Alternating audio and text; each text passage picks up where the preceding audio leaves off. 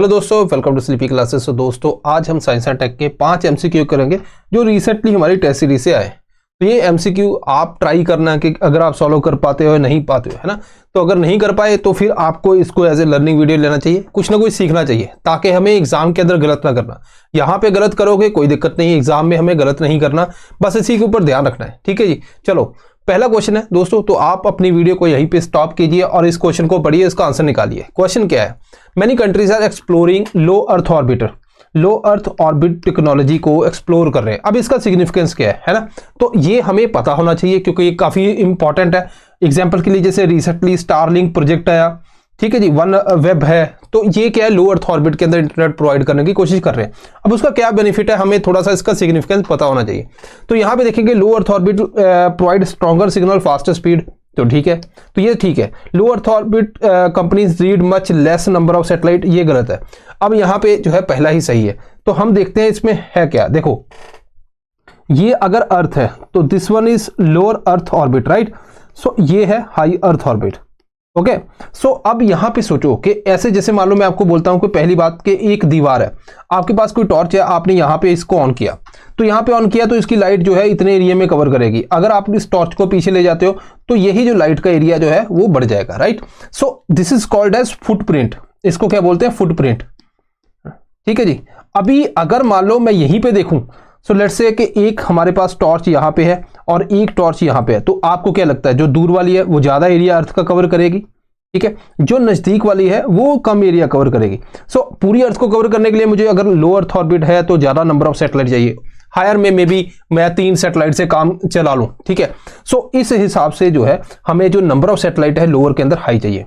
अब बात करते हैं सिग्नल की। सिग्नल यहां से जाएगा, आप सोचो कि यहां से वापस आ जाएगा तो कम डिस्टेंस कवर करेगा तो मतलब तेज होगा, इधर दूर जाएगा और वापस आएगा तो इशू यहां पे रहेगा। ठीक है जी, तो ये है जो चीजें। और दूसरी बात है कि जो जैसे मान लो यहां पे एंटीना के साथ कनेक्ट करना है तो बार ये जो है 90 से 120 मिनट के अंदर जो है इसको पूरे को कवर कर देगा, तो इट मीन इसके नंबर हमें यहां पे सैटेलाइट बढ़ाने पड़ेंगे। तो ये है दोस्तों इसके पीछे कहानी, राइट। चलो अब यहाँ पे आपको पता है कि वन वेब जो है ये भी इसके ऊपर काम कर रही है, एंड देन स्पेसएक्स की स्टारलिंक प्रोजेक्ट है वो भी इसके ऊपर काम कर रहा है। क्या बेनिफिट है क्या नुकसान, मैंने आपको समझा दिया। अब सेकंड क्वेश्चन देखिए। सेकंड क्वेश्चन है रिलेटेड टू ट्रैकोमा। अभी वीडियो को स्टॉप कीजिए, इसको सॉल्व करने की कोशिश कीजिए। चलिए इसको सॉल्व करते हैं। पहला है कि मैंने आपको बताया कि कोई भी डिजीज अगर न्यूज में आती है तो हमें उसके अंदर ज्यादातर क्या ध्यान रखना है कि वो डिजीज का कॉज क्या है, ठीक है। दूसरा कि वो जो है ट्रांसमिशन उसका क्या है, राइट, देन उसका स्टेटस क्या है। ये तीनों चीजें हमने देखनी, मतलब कोई डिजीज की वैक्सीन है या नहीं है उसके ऊपर हम ध्यान दे सकते हैं। पहली स्टेटमेंट वायरल इन्फेक्शन, तो ये स्टेटमेंट गलत होगी यहां से। WHO has termed trachoma as neglected tropical disease, ये neglected tropical disease है, ठीक है। रिसेंटली इंडिया इंडिया ने रिसेंटली इसको as a public health problem eliminate कर दिया। तो यहाँ पे 2 स्टेटमेंट अपनी ठीक है, कोई नहीं, कुछ ऐसा नहीं था कि हमें जहाँ पे बहुत ज़्यादा दिमाग लगाने की जरूरत पड़ती, तो बी इसका आंसर आ गया, 2 ओनली। अब यहाँ पे देखते हैं।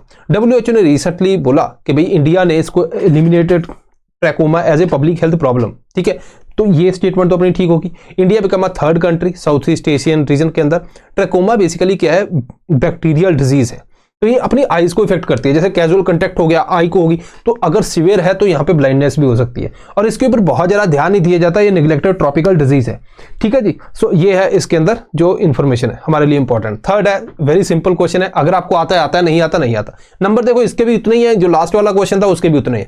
तो ये सीधे क्वेश्चन आ जाते हैं, हमें थोड़ा सा इनके ऊपर ध्यान देना चाहिए। लिग्नोसैट के बारे में पूछा गया, जो रिसेंटली लॉन्च हुआ, ये वुड पैनल सैटेलाइट है, ठीक है।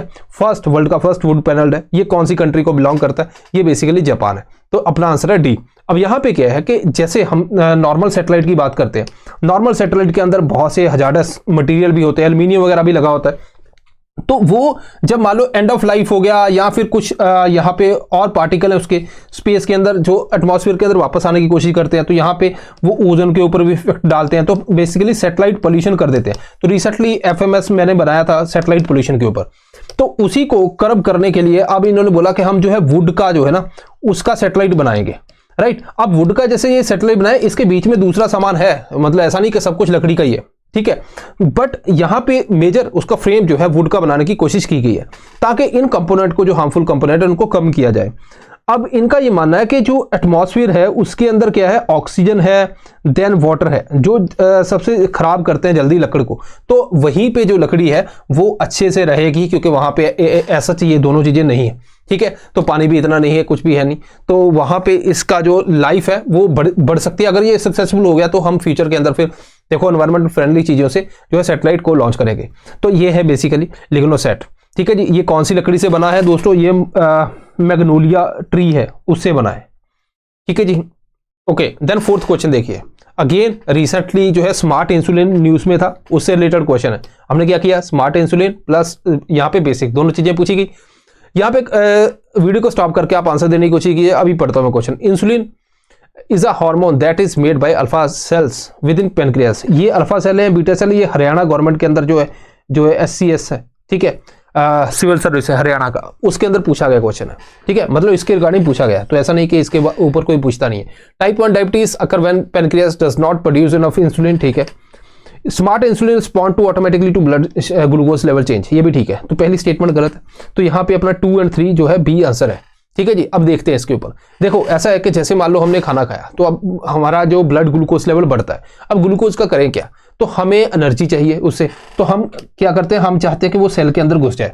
अब सेल के अंदर कैसे जाएगा, जब तक सेल के यहाँ पे रिसेप्टर के साथ इंसुलिन जुड़ेगा नहीं, ये अंदर नहीं जाएगा। तो इंसुलिन रिलीज होना पड़ेगा। तो इंसुलिन कौन रिलीज करता है, पेनक्रियास के बीटा सेल, ये इंसुलिन को रिलीज करते हैं। जो ग्लूकोज है यहाँ पे इंसुलिन को जैसे रिलीज किया, इंसुलिन यहाँ पे रिसेप्टर के साथ लगा, ग्लूकोज अंदर घुस जाता है। बाकी का ग्लूकोज क्या करें, बाकी का जो ग्लूकोज है वो ग्लाइकोजन के अंदर लिवर के अंदर कन्वर्ट हो जाता है।